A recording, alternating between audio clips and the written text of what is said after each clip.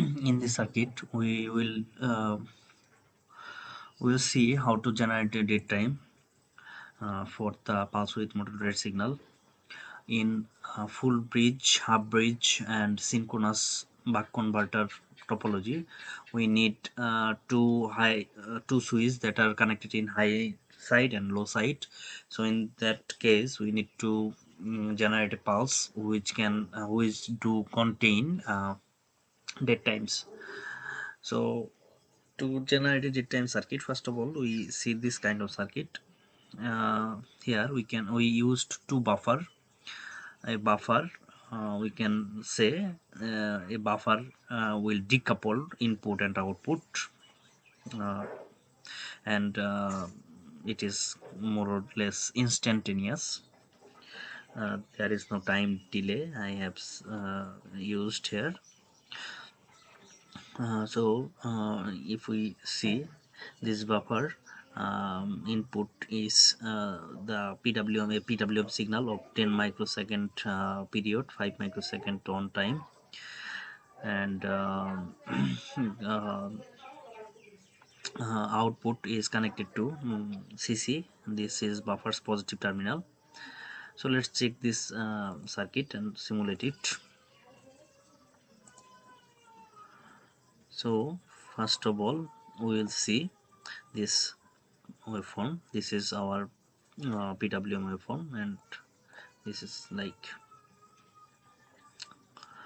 and this is the output of the buffer. This is exactly like the input PWM. Then there is this circuit. This is a delay circuit, RC circuit.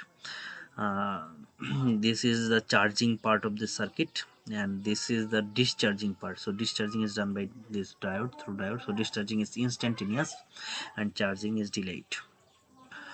So how much delayed?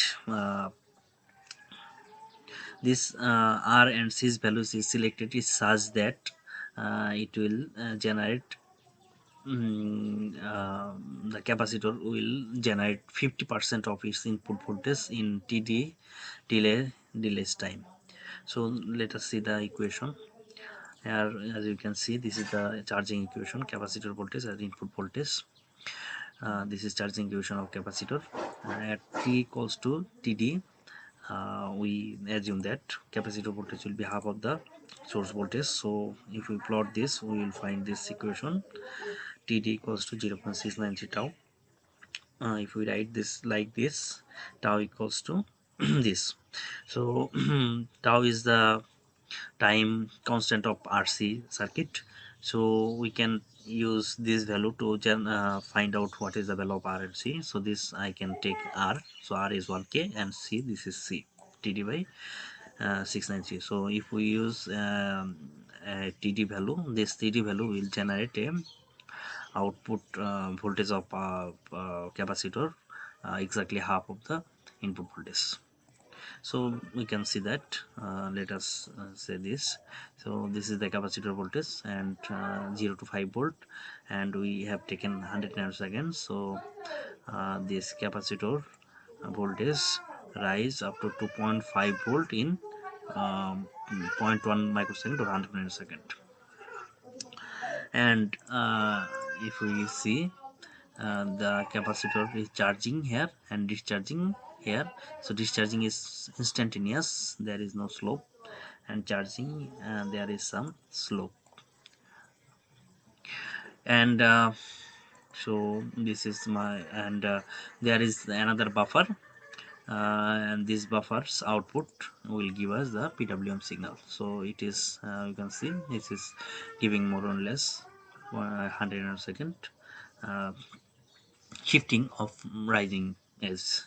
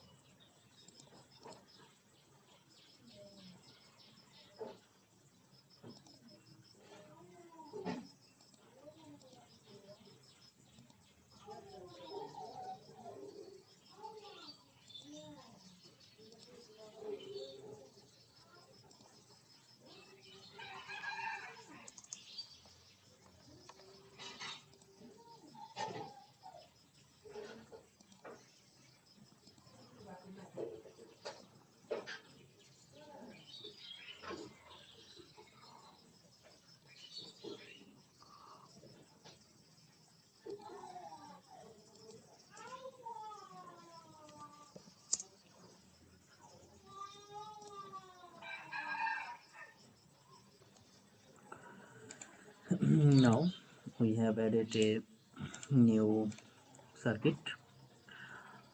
This is exactly like this first circuit, but here we have taken output from negative portion of the buffer. This is the buffer, this is the negative pin, so we have taken negative pin. In this circuit, our input is delayed here, and the delay is done in the rising edge. There is no delay in falling edge. So similarly, in this circuit, the delay will be in the rising edge of this point's pulse. Now this point's pulse we have complemented, so we can say input waveforms falling edge is the rising edge of this point, and this rising edge is delayed, so we can say the falling edge is now delayed. So now check this. Let's simulate this. Add to plot plane. In first plane uh, we show this voltage. In second plane we show, first of all we show this voltage. So as we can see, this is and this are complementary, and output of this is uh, so let us take first of all, no, not this, is delete. First of all, see this form. So this is the charging of capacitor, and you can see the rising edge of this pulse is increasing. Capacitor voltage is rising, so this is delaying the rising edge of this pulse. So falling edge of the mother pulse, this pulse is delaying. Okay, so this is the falling edge of first pulse, uh, and this is the falling is delayed, and this is the output waveform. So we can compare these two. This is our first output, this is our second output. So first so we can compare here. uh, we delete this plane and check this. So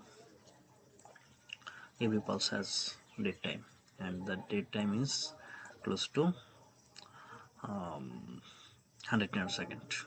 This is this point is 100 nanosecond, also we can supply uh, close to 100 nanosecond. Now this is our circuit. This circuit we have generated in schematic. We can do this in um, netlist also. So if we do that, this netlist will be like this. So we are keeping that close to one another. So here this is the sub circuit for dead time. So dot sub circuit, this is the name of the sub circuit, and this is input and this is output. So C is the main pulse, C1 and C2 is the output complementary pulses.